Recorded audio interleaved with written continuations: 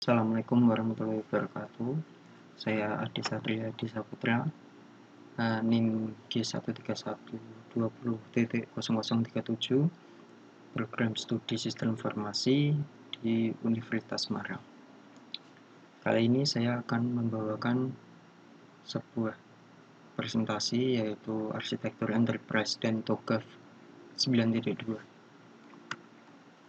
Apa sih Arsitektur Enterprise? Arsitektur enterprise adalah gambaran konseptual untuk merencanakan, mendesain, dan mengimplementasikan ketertarikan komponen penyusun organisasi. Di antaranya terdiri dari proses bisnis, sistem informasi, teknologi, serta stakeholder yang terlibat di dalamnya yang digunakan untuk menyelaraskan hubungan antara strategi bisnis dengan strategi IT. Hasilnya berupa blueprint yang mendokumentasikan semua proses bisnis, sistem informasi, teknologi, serta stakeholder untuk memenuhi visi misi organisasi. Pada era globalisasi ini, teknologi informasi dan sistem informasi memainkan peran penting dalam sebuah organisasi modern, di mana keselarasan antara strategi bisnis dan strategi IT diperlukan untuk mewujudkan organisasi yang efektif dan efisien. Organisasi memiliki tingkat kompleksitas tinggi dalam menghasilkan sebuah value yang dilihat dari segi infrastruktur IT yang digunakan, keselarasan dengan tujuan strategis yang ditetapkan, dan meningkatkan komunikasi antara stakeholder bisnis dan stakeholder IT. Enterprise Architecture merupakan pendekatan hierarki yang hadir untuk menyelaraskan bidang bisnis dan bidang IT dengan mengintegrasikan proses bisnis, sistem informasi, fungsi organisasi, dan stakeholder dalam suatu organisasi. Sehingga kegiatan itu berlangsung tidak hanya dalam hal pemenuhan kebutuhan yang mendesak, tetapi juga untuk membangun sebuah kemampuan. Hal ini berlaku untuk setiap organisasi termasuk lembaga perguruan tinggi yang tidak lepas dari hal bisnis dan IT. Selain berfokus pada mutu pendidikan, oleh karena itu mereka perlu kerjasama antara EA dan standarisasi pada sektor ini. EA adalah Enterprise Architecture. Selanjutnya kita akan mengenal TOGAF. TOGAF itu The Open Group Architecture Framework, yang sekarang TOGAF 9.2. TOGAF itu sendiri adalah sebuah framework yang bersifat generik untuk mengembangkan arsitektur yang dapat memenuhi kebutuhan bisnis. Jadi di sini bahwa TOGAF adalah sebuah framework dan bukan arsitektur. TOGAF memandang arsitektur enterprise ke dalam 4 kategori, yaitu 1. Bisnis arsitektur, yaitu mendeskripsikan tentang bagaimana proses bisnis untuk mencapai tujuan organisasi. Yang kedua, aplikasi arsitektur merupakan pendeskripsian bagaimana aplikasi tertentu didesain dan bagaimana interaksinya dengan aplikasi lainnya. Yang ketiga, ada data arsitektur, yaitu penggambaran bagaimana penyimpanan, pengelolaan, dan pengakses data pada perusahaan. Yang keempat, technical arsitektur, yaitu gambaran mengenai infrastruktur, hardware, dan software yang mendukung aplikasi, bagaimana interaksinya. Selanjutnya, keuntungan TOGAF untuk digunakan sebagai framework pembuatan arsitektur enterprise, yaitu ada 5. Yang ke-1, sifatnya fleksibel. Yang kedua, fokus pada siklus implementasi ADM dan proses. Yang ketiga, resource base, menyediakan banyak material referensi. Yang keempat, melibatkan pihak terutama industri. Di TOGAF banyak memberikan best practice atau kejadian real di dunia nyata. Yang kelima adalah kaya akan area teknis arsitektur. Selanjutnya ada landasan kerangka pemikiran TOGAF. Yang pertama itu ada arsitektur, visi arsitektur, yaitu gambaran umum bagaimana TI diterapkan untuk mendukung strategi bisnis organisasi. Yang kedua ada arsitektur bisnis, adalah model operasional organisasi yang merealisasikan strategi bisnis organisasi. Yang ketiga, arsitektur sistem informasi, yaitu adalah struktur aplikasi dan data yang dibutuhkan untuk menjalankan arsitektur bisnis organisasi. Yang terakhir itu yang keempat, pada landasan ini ada arsitektur teknologi. Itu konfigurasi infrastruktur yang dibutuhkan untuk menjalankan aplikasi pada arsitektur sistem informasi. Ada beberapa komponen TOGAF itu dari A sampai H, yaitu ini adalah komponennya. Yang pertama itu ada preliminary base atau framework dan end principle. Preliminary base itu merupakan tahap awal yang menggambarkan persiapan dan inisiasi kegiatan dalam proses perancangan enterprise arsitektur.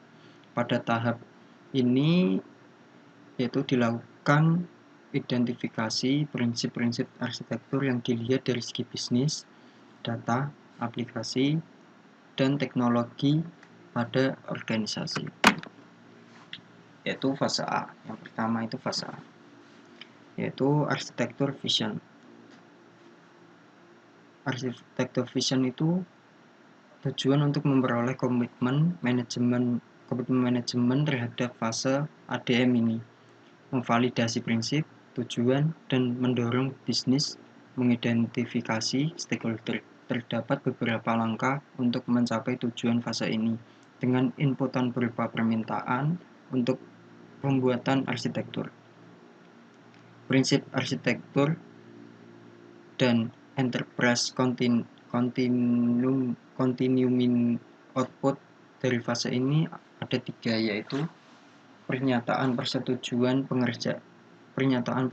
pengerjaan arsitektur yang meliputi skop dan constraint serta rencana pengerjaan arsitektur. Yang kedua itu ada prinsip arsitektur termasuk prinsip bisnis. Yang ketiga, arsitektur vision. Ke fase B. Fase B itu ada bisnis arsitektur. Fase ini bertujuan untuk ke-1 memilih sudut pandang yang bersesuaian dengan bisnis dan memilih teknik dan tools yang tepat. Yang kedua itu ada mendeskripsikan arsitektur bisnis existing dan target pengembangannya serta analisis gap antara keduanya. Inputan untuk fase B berasal dari output fase A, sedangkan outputnya adalah revisi terbaru dari hasil output fase A ditambah dengan arsitektur bisnis existing dan target pengembangannya secara detail serta hasil analisis gap, bisnis arsitektur report, dan kebutuhan bisnis yang telah diperbarui. Selanjutnya ada fase C. Fase C itu ada information system arsitektur, mengembangkan arsitektur target untuk data dan domain aplikasi. Pada arsitektur data, misalkan untuk menentukan tipe dan sumber data yang diperlukan untuk mendukung bisnis dengan cara dimengerti oleh stakeholder. Pada arsitektur aplikasi untuk menentukan jenis sistem aplikasi yang dibutuhkan untuk memproses data dan mendukung bisnis. Fase D itu ada teknologi arsitektur, yaitu dengan pengembangan arsitektur teknologi target yang akan menjadi bisnis implementasi selanjutnya. Yang selanjutnya itu ada fase E, yaitu opportunities dan solution. Fase ini adalah untuk mengevaluasi dan memilih cara pengimplementasian, mengidentifikasi parameter strategis untuk perubahan, perhitungan cost dan benefit dari proyek serta menghasilkan rencana implementasi secara keseluruhan berikut strategi migrasinya. Selanjutnya adalah ada fase F, yaitu migration planning. Fase ini bertujuan untuk mengurutkan implementasi proyek berdasarkan prioritas, dan daftar tersebut akan menjadi basis bagi rencana detail implementasi dan migrasinya. Fase G, implementation governance, yaitu tahapan formulasi rekomendasi untuk setiap implementasi proyek, membuat kontrak arsitektur yang akan menjadi acuan implementasi proyek, serta menjaga kesesuaiannya dengan arsitektur yang telah ditentukan.